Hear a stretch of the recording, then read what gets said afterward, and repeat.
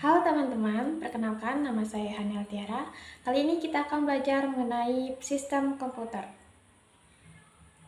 Sistem komputer itu adalah suatu sistem yang terdiri dari hardware dan software yang saling berinteraksi untuk memproses data dan menghasilkan informasi.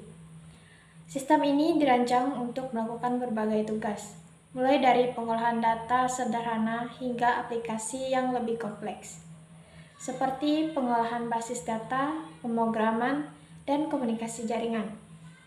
Ada 3 komponen sistem komputer, yaitu hardware, software, dan firmware. Istilah hardware atau perangkat keras merujuk pada komponen fisik komputer yang bisa dilihat oleh mata dan dipegang. Dihasilkan dari touch target, perangkat keras atau hardware adalah setiap elemen komputer yang bersifat fisik, seperti monitor, keyboard, microchip, hard drive, dan berbagai komponen lainnya. Hardware dapat dikategorikan menjadi komponen internal dan eksternal.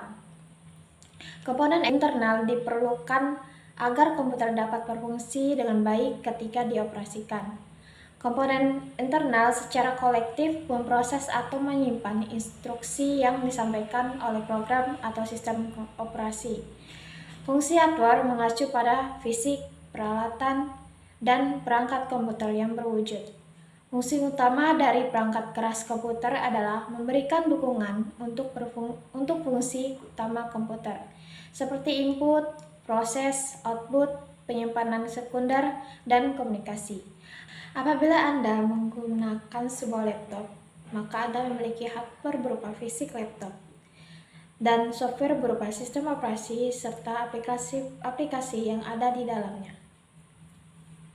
Software terdiri atas 3 kategori, yaitu sistem operasi, perangkat lunak aplikasi, dan perangkat lunak pemrograman. Software berisi perintah atau instruksi untuk menjalankan komputer.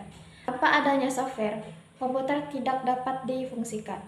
Sistem operasi merupakan salah satu perangkat lunak yang paling penting.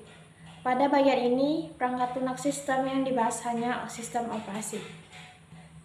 Yang pertama, sistem operasi, yang kedua perangkat lunak aplikasi, dan yang ketiga perangkat lunak pemrograman. Firmware disebut juga pengguna, merupakan suatu sebutan bagi orang yang memiliki keterkaitan dalam pengolahan data pada komputer. Akan tetapi, tidak setiap sebutan user atau firmware. User dikatakan sebagai firmware apabila user tersebut bukan hanya sebagai seorang pengguna, melainkan melakukan pengolahan data pada sebuah komputer. Komponen-komponen tersebut tidak dapat dihilangkan ataupun dipisahkan, namun harus saling berhubung serta membentuk suatu kesatuan.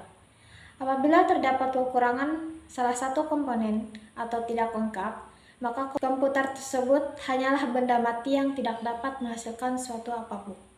Fungsi firmware memiliki beberapa fungsi yang penting dalam menjalankan peran sebagai sumber daya intelektual dalam komponen sistem komputer. Ada beberapa fungsi firmware. Yang pertama yaitu operasi sebagai operator bertugas mengoperasikan sistem operasi komputer dan program aplikasi pada perangkat komputer. Administrator sebagai pengurus. Seorang administrator yang memiliki kemampuan untuk mengolah sistem operasi komputer dan proses ke aplikasi yang digunakan. Programmer, orang yang bertugas membuat kode-kode pemrograman menggunakan bahasa pemrograman tertentu. Contoh sistem komputer. Pertama, hardware seperti CPU atau Central Processing Unit memiliki otak komputer yang mengontrol sebuah aktivitas. RAM atau Random Access Memory merupakan memori sementara yang digunakan saat menjalankan aplikasi. Hard drive merupakan tempat penyimpanan data jangka panjang. Mouse, monitor, keyboard merupakan alat input dan output untuk berinteraksi dengan komputer. Contoh software seperti sistem operasi merupakan perangkat lunak yang mengelola kinerja komputer termasuk Linux, macOS, dan Windows. Aplikasi merupakan program untuk tugas tertentu seperti pengolahan kata seperti yaitu Microsoft Word, browser yaitu Google Chrome, dan game. Yang ketiga, brandware. User atau pengguna dikatakan sebagai brandware apabila user tersebut bukan hanya sebagai seorang pengguna, melainkan juga melakukan pengolahan data pada sebuah komputer. Baik, sekian video kali ini. Saya ucapkan terima kasih.